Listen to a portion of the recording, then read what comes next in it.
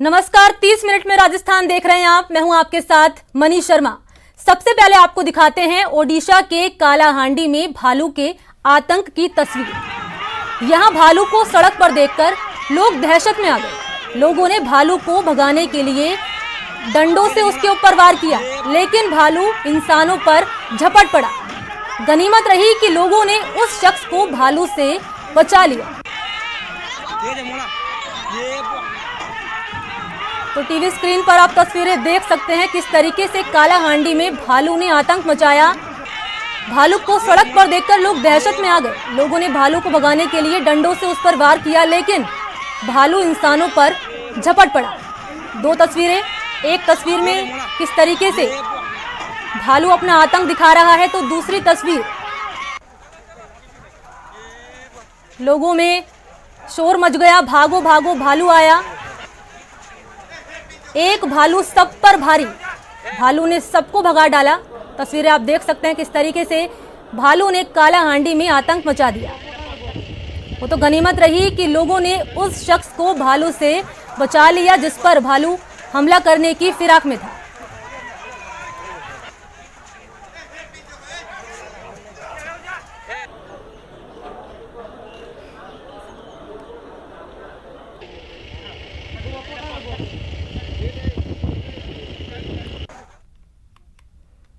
अब बात करते हैं विधानसभा की कार्यवाही लगातार जारी है। कोरोना को लेकर विधानसभा में लगातार चर्चा हो रही है। जिस तरीके से आज 3 बार विधानसभा स्थगित कर दी गई, कोरोना को लेकर लगातार पक्ष और विपक्ष एक दूसरे पर वार करते हुए दिखाई दिए। तो वहीं इस बीच दोबारा से विधानसभा की कार्यवाही शुरू कर दी गई है। कोरोना को लेकर सदन में चर्चा लगातार जारी है। कोरोना को लेकर विधानसभा में चर्चा, चिकित्सा मंत्री ने चर्चा की शुरुआत की। सरकार के कामकाज का ब्यौरा दिया सदन में। तो वहीं सराफ ने सरकार पर भेदभाव का आरोप भी लगाया।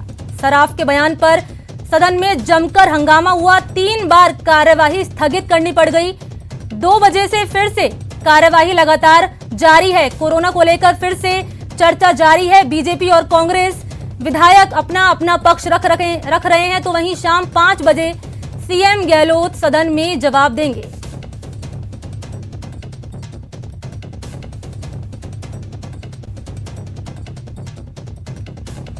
पंद्रहवीं विधानसभा सत्र के दूसरे दिन आज बीजेपी विधायक सुरेश रावत अनोखे अंदाज में विधानसभा पहुंचे। विधायक सुरेश रावत सन्यासी के भेष में विधानसभा पहुंचे। पुष्कर से बीजेपी विधायक सुरेश रावत ने कहा, अयोध्या में राम मंदिर बन रहा है, इसलिए तीर्थराज पुष्कर का विधायक होने के नाते वो भी ब्रह्म सरोवर की रज लेकर अयोध्या पहुंचेंगे। तो आप देख सकते हैं सुरेश रावत का अनोखा अवतार। 5 तारीख को देश के यशस्वी प्रधानमंत्री जी ने उसका शिलान्यास किया मंदिर का। तो मैं तीर्थराज पुष्कर से विधायक होने के नाते मैंने भी संकल्प लिया कि तीर्थराज पुष्कर से मैं एक यात्रा प्रारंभ करूंगा और पुष्कर और सरोवर और ब्रह्मा जी की मिट्टी लेते हुए पुष्कर और पुष्कर के आसपास विभिन्न आश्रम और मंदिर और मठों की लगभग 1008 मंदिरों और आश्रम और मठों की रज लेके मैं अयोध्या जाऊंगा। और क्योंकि हमारी राजस्थान की विधानसभा भी लोकतंत्र का सबसे बड़ा मंदिर है, तो लगभग मैंने 1007 मंदिरों की मिट्टी कलेक्ट कर ली और 1008वां मंदिर, ये लोकतंत्र का सबसे बड़ा मंदिर विधानसभा है। तो यहाँ पे भगवान शिव जी का शिवालय है नीचे, तो वहाँ से मैंने रज ली है। और कल सुबह विधि विधान से तीर्थराज पुष्कर सरोवर की पूजा करके संतों का आशीर्वाद लेके कल मैं अयोध्या रवाना होऊंगा। तो ये लगभग 5 तारीख से अनवरत रूप से मेरी यात्रा जारी थी और कल अयोध्या के लिए मैं प्रस्थान करूंगा। चलिए अब शुरू करते हैं सुपरफास्ट खबरें। विधानसभा के 1 दिवसीय सत्र में कोरोना को लेकर चर्चा के दौरान कई बार हंगामा हुआ। बहस की शुरुआत करते हुए चिकित्सा मंत्री रघु शर्मा ने सरकार के कामकाज का ब्यौरा दिया। उन्होंने कहा कि प्रदेश में रिकवरी रेट बेहतर करने पर जोर है। कार्यवाही के दौरान सदन में जोरदार हंगामा हुआ जब बीजेपी विधायक कालीचरण सराफ के आरोपों पर शांति धारीवाल, प्रताप सिंह समेत कई मंत्रियों ने कड़ी आपत्ति जताई। सराफ ने आरोप लगाए कि कोरोना काल में सैनिटाइजेशन और राशन वितरण में भारी भेदभाव हुआ। सदन में कोरोना पर बहस 6 घंटे तक चलेगी। उसके बाद शाम 5 बजे सीएम गहलोत बहस पर जवाब देंगे।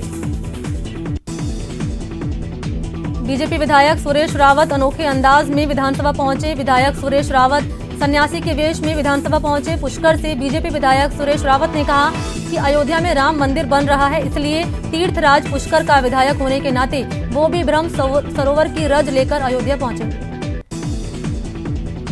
प्रदेश की सभी 247 कृषि उपज मंडी समितियां आज बंद है। केंद्र सरकार के जून महीने में लाए गए एक अध्यादेश के विरोध में व्यापारियों ने मंडी बंद रखने का फैसला लिया है।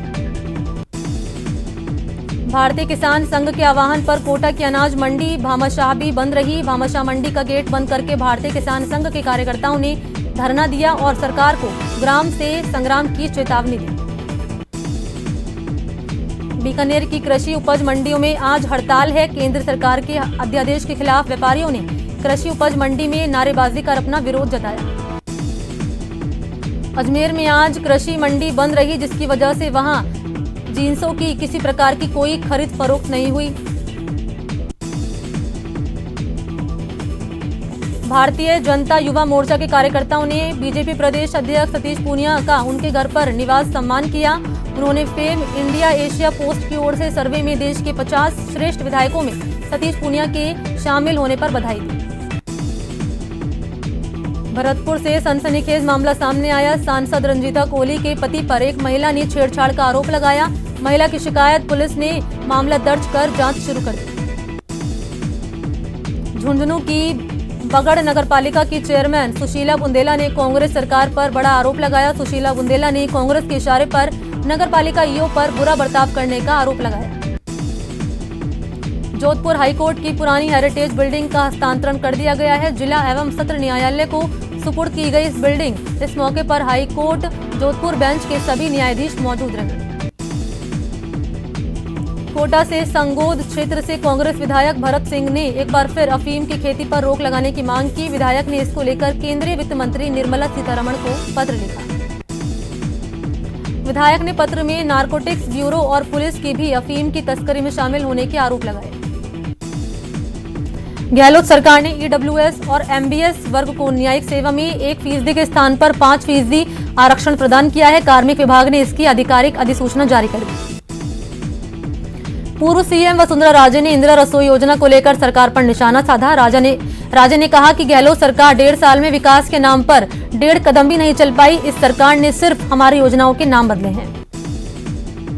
बीजेपी प्रदेश अध्यक्ष सतीश पूनिया ने जयपुर के ड्रेनेज सिस्टम को लेकर गहलोत सरकार पर हमला बोला। पूनिया ने कहा कि बारिश से नुकसान के बावजूद सरकार हाथ पर हाथ रखकर बैठी है। केंद्र सरकार की ओर से जयपुर समेत 3 एयरपोर्ट को निजी हाथों में देने पर परिवहन मंत्री खाचरवास ने केंद्र सरकार पर जमकर निशाना साधा। खाचरवास ने कहा कि कोरोना काल में ये देश की जनता के साथ धोखा किया गया है। दौसा के माधो सागर बांध, गडौली और घूमना गांव की पहाड़ियों में आज 5 पैंथर एक साथ दिखाई दिए। 5 पैंथर पहाड़ियों के आसपास अटखेलियां करते हुए दिखाई दिए। वहीं एक साथ 5 पैंथर दिखाई देने से ग्रामीणों में हड़कंप मच गया, जिसके बाद सूचना मिलने पर पहुंची वन विभाग की टीम ने ग्रामीणों को कुछ दिन तक पहाड़ियों के आसपास न जाने की सलाह दी। चूरू के सादुलपुर में हिसार जाने वाले हाईवे नेशनल 52 पर मौजूद नाके पर एक सेना के जवान से जबरन टोल वसूलने का वीडियो सामने आया। टोल वसूली का ये वीडियो सोशल मीडिया पर जमकर वायरल हो रहा है। दौसा में ट्रक चालक परिवहन विभाग के बीच वाद विवाद के बाद ट्रक चालकों ने परिवहन विभाग की टीम को पिटाई कर डाली। ट्रक चालकों ने परिवहन विभाग के गार्ड को पीटा। टैक्स न देने पर यह विवाद शुरू हुआ।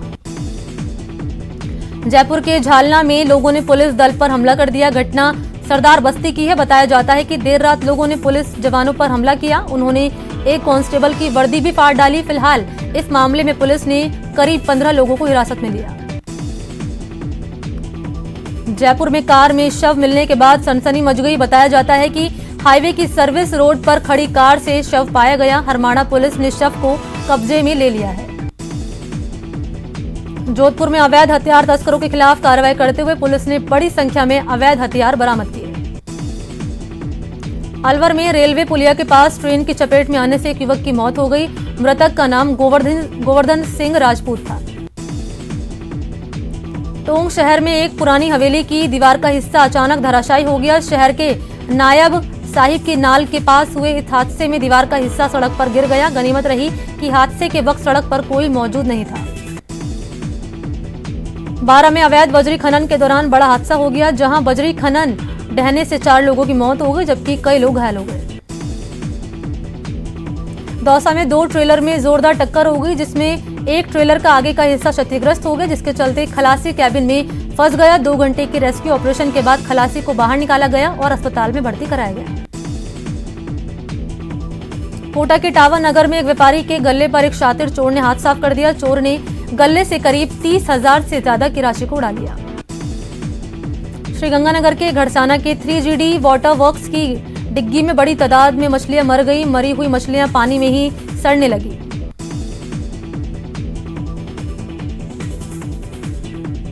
दौसा के बजरंग नगर में कॉलोनी में पीले रंग का दुर्लभ कछुआ मिला है। कॉलोनी के एक खाली जगह पर भरे पानी में कछुआ तैरता हुआ दिखाई दिया। इसकी सूचना मिलने पर मौके पर वन विभाग की टीम ने कछुए को अपने कब्जे में ले लिया। प्रदेश में झमाझम बारिश का दौर जारी है। मौसम विभाग ने आज भी प्रदेश के अधिकांश हिस्सों में बारिश की संभावना जताई। मौसम विभाग ने आज दक्षिण पूर्वी राजस्थान के 12 जिलों के लिए ऑरेंज अलर्ट जारी किया और पश्चिमी राजस्थान के 4 जिलों में भी येलो अलर्ट जारी किया। उमस और गर्मी से परेशान बीकानेर के बाशिंदों को बारिश से राहत मिली। काफी देर तक हुई बारिश के चलते जगह जगह पानी भर गया, जिससे आने जाने में लोगों को दिक्कतों का सामना करना पड़ा। बारिश के चलते नगर निगम के दावों की पोल भी खुल गई। श्रीगंगानगर में लगातार बारिश के बाद तापमान में भारी गिरावट दर्ज की गई और लोगों को गर्मी से बड़ी राहत मिली। मौसम विभाग ने श्रीगंगानगर समेत बीकानेर संभाग में भारी बारिश की चेतावनी जारी की है।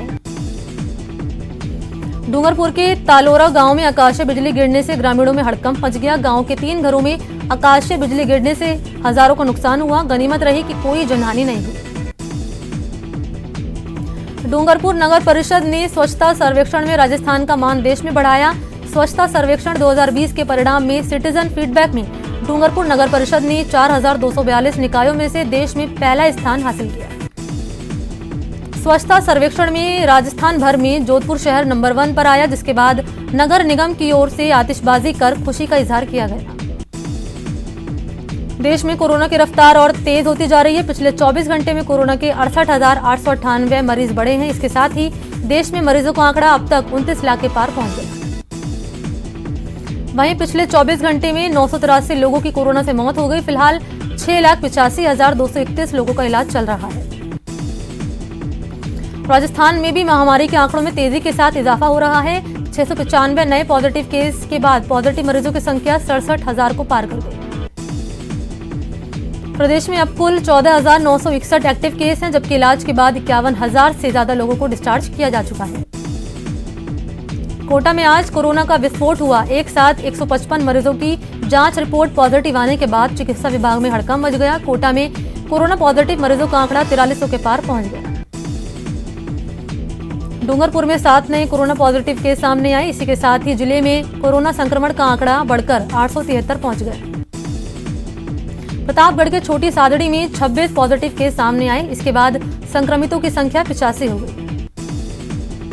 वहीं अजमेर में भी गुरुवार को सबसे ज्यादा 233 कोरोना के केस सामने आए, जिसके बाद जिले में कोरोना का आंकड़ा बढ़कर 3,448 जा पहुंचा।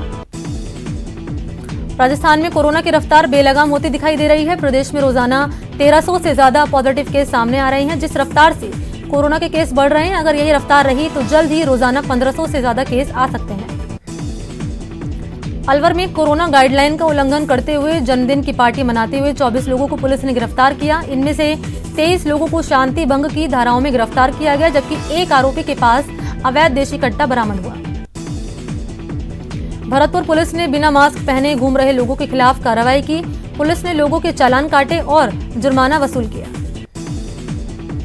कोटा में कोरोना के इलाज के लिए प्लाज्मा डोनेशन को लेकर भी गजब का जज्बा देखा जा रहा है। अब तक करीब 3 दर्जन ऐसे लोग प्लाज्मा डोनेट कर चुके हैं, जो कोरोना को हराकर अस्पताल से डिस्चार्ज होकर घर जा चुके हैं।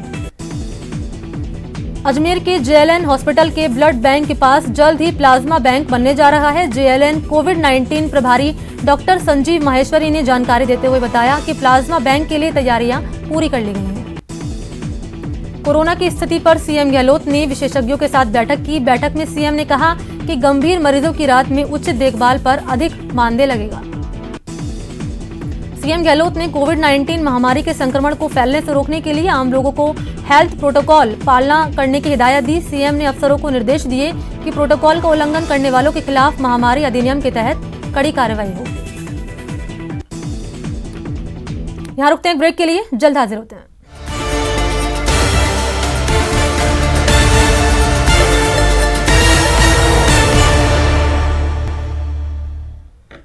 ब्रेक के बाद आपका स्वागत है। चलिए बढ़ते हैं खबरों की ओर। अजमेर में इंदिरा रसोई के नाम पर गाड़ियां लुहारों को हटाने के खिलाफ प्रदर्शन किया गया। गाड़ियां लुहारों का कहना है कि आश्रय स्थल में इस रसोई को शुरू किया गया और इसके बाहर से वो लोग अपना सामान बेचकर 2 वक्त की रोटी का जुगाड़ करते हैं, लेकिन उन्हें अपने स्थान से हटाया जा रहा है। प्रतापगढ़ में कोविड-19 जन जागरूकता को लेकर जिला स्तरीय कार्यशाला का समापन हो गया। यहां से प्रशिक्षित होकर जिला संदर्भ व्यक्ति ग्राम पंचायत स्तर पर प्रशिक्षण देंगे। जबलपुर जोन के महाप्रबंधक शैलेंद्र कुमार आज 1 दिवसीय दौरे पर भरतपुर आए। उन्होंने रेलवे के माल गोदाम क्षेत्र का निरीक्षण किया और लोडिंग अनलोडिंग के कार्यों के बारे में अधिकारियों से चर्चा की। भरतपुर के लक्ष्मण मंदिर चौक पर लगाए गए फव्वारे नगर निगम की लापरवाही से धूल फाक रहे हैं। फव्वारों के नहीं चलने से लोग फव्वारों का आनंद नहीं उठा पा रहे।